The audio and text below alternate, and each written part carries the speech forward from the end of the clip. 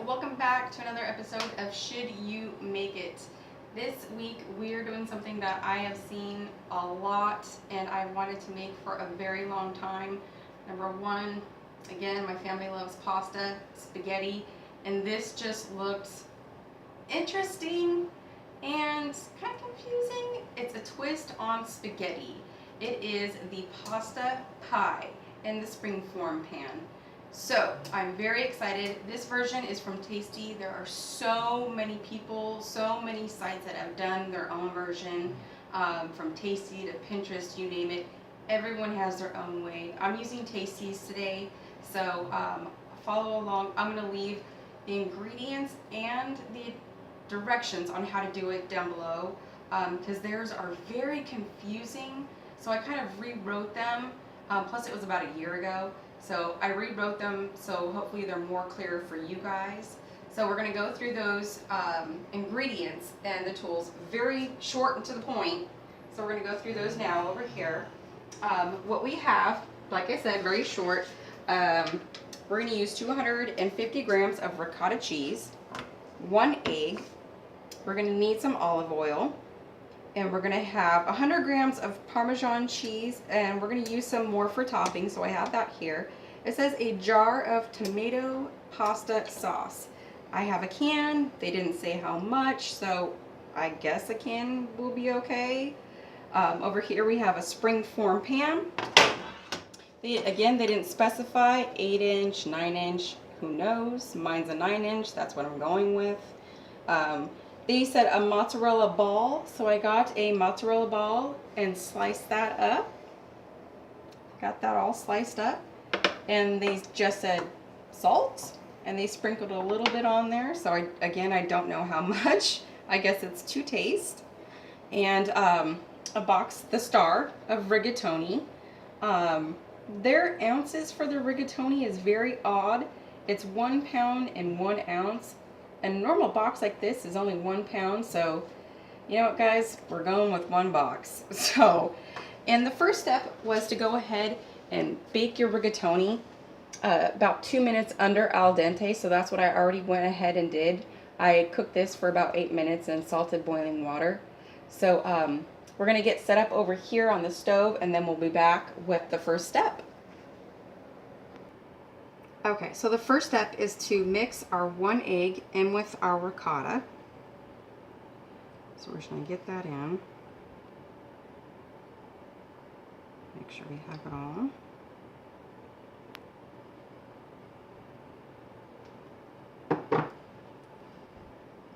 And make sure your ricotta is at room temperature. That'll make it much easier to mix.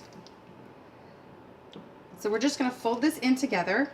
Set this aside, and then we're going to move on to attending to our noodles.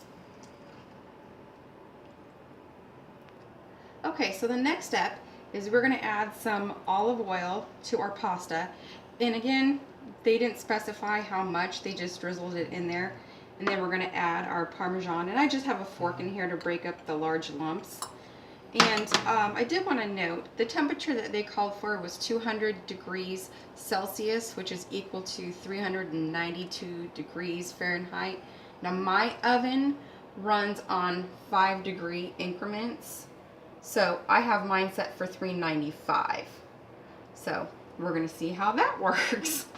Again, this is already kind of confusing, so I guess I'm just going to drizzle in as much is I think will coat, and I think I'll add more if it needs to be added. If I see it looks like too dry, I think I'll add more. So we're going to add all the Parmesan in there, and then we're just going to mix it all together and make sure all the noodles are coated with the oil and the Parmesan, and then we'll be back to stack in our Springform. Okay, so I added about a good tablespoon, and that turned out perfectly. And they are wonderfully coated. They look great, so that seemed to be perfectly enough. So I'll add that to the ingredients down below where it just says olive oil. And over here for the Springform Pan, I'm going to set it up on the towel right here against the back. They added their noodles with the pan flat, And I think this is going to be perfect for me since I'm going to be adding them straight up and down.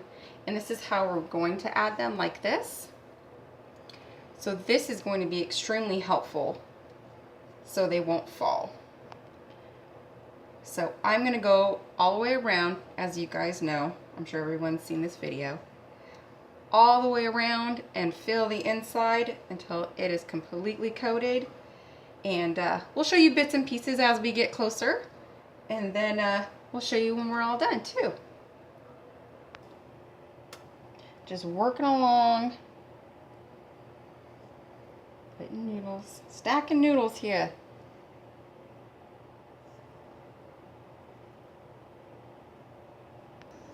Alright guys, we are almost there. And mind you, they don't specify the size pan that they used. And this is a 9-inch Springform.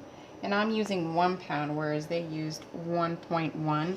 And I have this much left. So, again, I'll put what I used in there so you guys can have the specifics. Because look at this. We're almost done, guys. And this is working out perfectly. So, packing them in like sardines. I don't know why I'm trying to speak Italian or like I'm from New Jersey, you guys. It's just pasta brings it out. Alright, almost done, and then we'll move on. Woohoo! Alright guys, they are packed in like sardines, and they look beautiful. And I still have some extras. So, again, 9-inch Springform works perfect. 1 pound box of the pasta shells works great. Next step is we are going to add our ricotta and our 1 egg mixture over the top. And we're going to spread that out evenly. So we're just going to do some dollops here.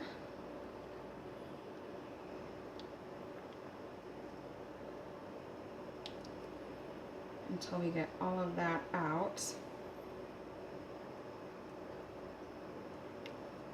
We're going to get all of that out and we're going to spread it on evenly. And then we'll come back to our pasta sauce. Okay, so we've got our ricotta and egg mixture all covered onto our noodles. And now we're going to pour our sauce evenly over the top. The same fashion we did with our ricotta. I'm going to start with just that because that looks like enough, but we'll see. Get that spread out.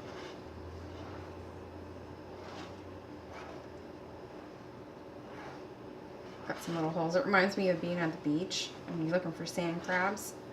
When the water goes down and it hits all the bubbles, and you're like, go, go, grab them.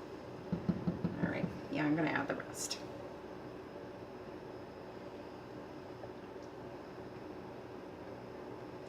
Okay, so that was 1 can. Or 1 jar, you know, I guess, to each their own. I'll tell you in 1 second how many ounces this is. This is 680 grams. So, alright, once we're done with this, we're going to get this in the oven for 15 minutes. Bring it back out and we'll go on to the next step.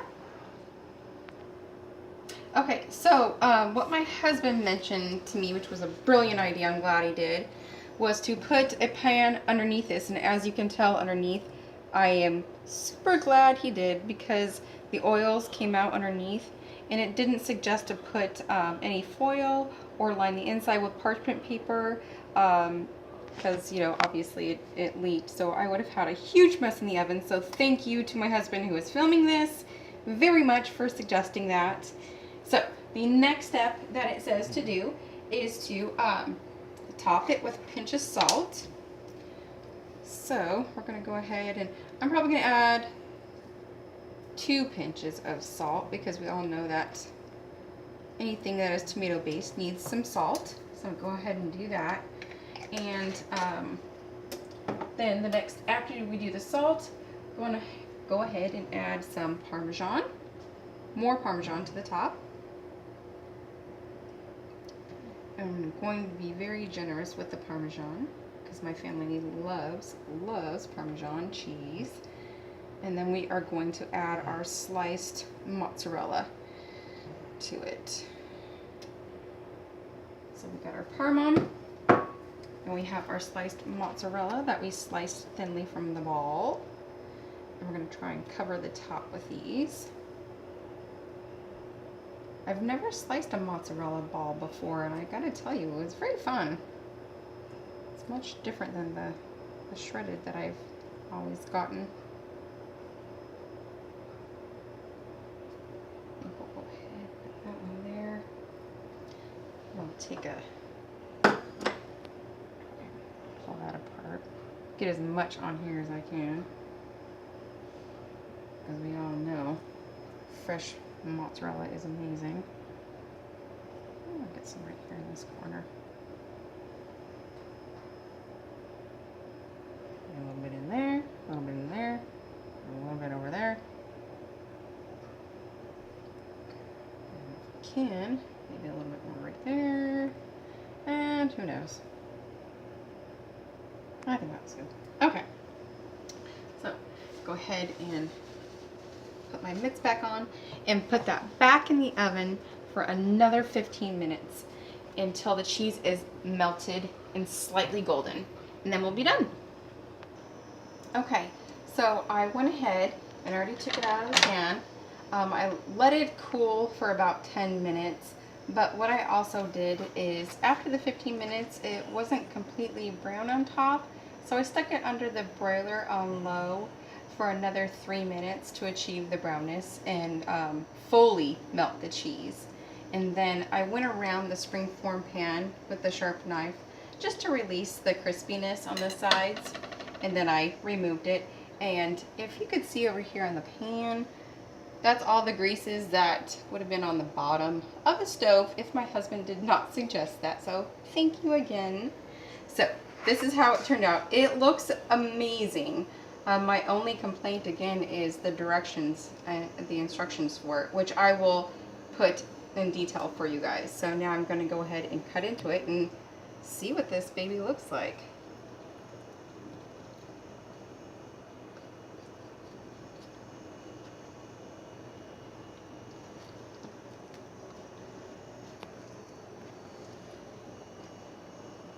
Ooh, definitely nice and cheesy. Then again, it did just come out of the oven. So here we go. See if we can get that gooiness. That is amazing. There we go. Always wanted to make that. Very cool. Ooh, super gooey. Man down. Man down. Pick him up. Go back to your home.